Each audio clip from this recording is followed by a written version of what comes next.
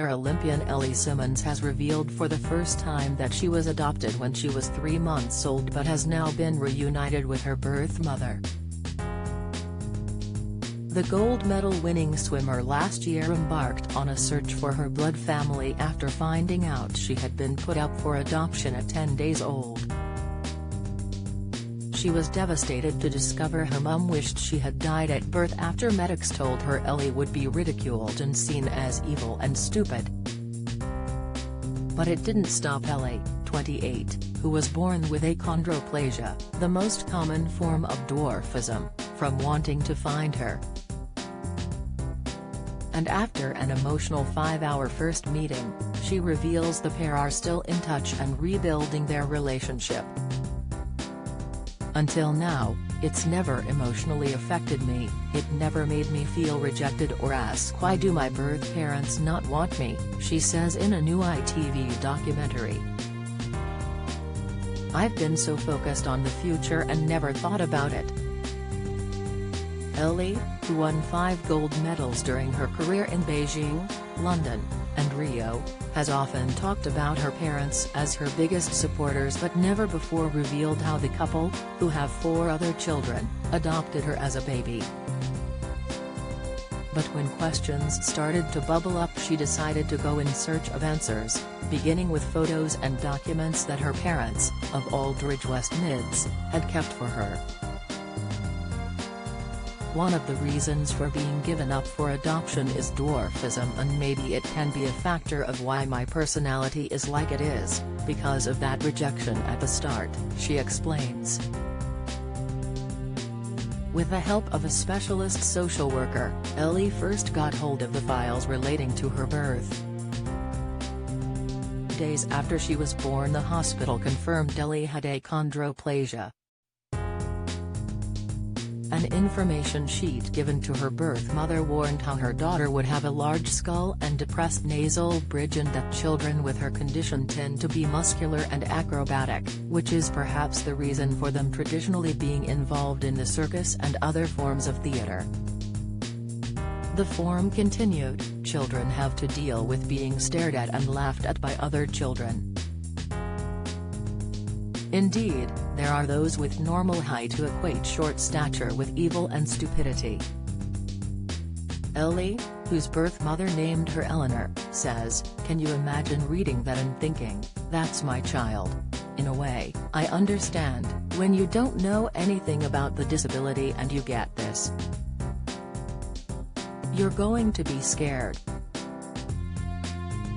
In another blow, a social worker report described how her mother feels very guilty regarding Eleanor's disability and wishes she had an abortion, or that Eleanor had died. Shocked, Ellie nearly called off the search, but getting in touch with the family of her foster carer who looked after her from 2 weeks to 3 months old convinced her to carry on. Ellie wept as her foster mom's daughter revealed she died last year. Her foster carer hadn't wanted to reach out in case Ellie didn't know she was adopted. The daughter tells her, "I remember you coming to my mom's. You were crying all the time. The first few weeks you were such a sad little girl, and my mom just kept loving you and nursing you until you were fine. When you went to the Olympics, she said to us, 'I'm positive that's Ellie who I fostered.'" Because she remembered your adoptive parents had a swimming pool. "She watched you on telly and she'd have been so chuffed to know you knew you were fostered. It's so sad she's not here for you to tell her." Ellie, who last year competed in BBC One's Strictly Come Dancing with professional partner Nikita Kuzmin, says, "What got me was the fact she knew. She was watching me on TV and knew it was me. I left it too late." Her social worker eventually found contact details for her birth mother, who lived nearby. "I could have seen her walking down the street. I might have walked past her," Ellie says. The pair exchanged letters, and Ellie again breaks down in tears as she reads her mother's letter. "Your father and I separated before I realized I was expecting you. Unfortunately, it was very sad and traumatic in my life and I struggled with my mental health. I've suffered with guilt and self-hatred for not being strong enough to cope. I cannot express the happiness I feel to know your parents and siblings have provided you with such a loving environment, that you're so happy. You've achieved so much." Finally, mother and daughter met in a hotel, when they spent 5 hours together and felt a special connection.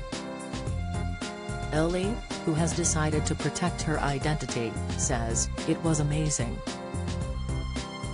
I didn't realize the time was passing by.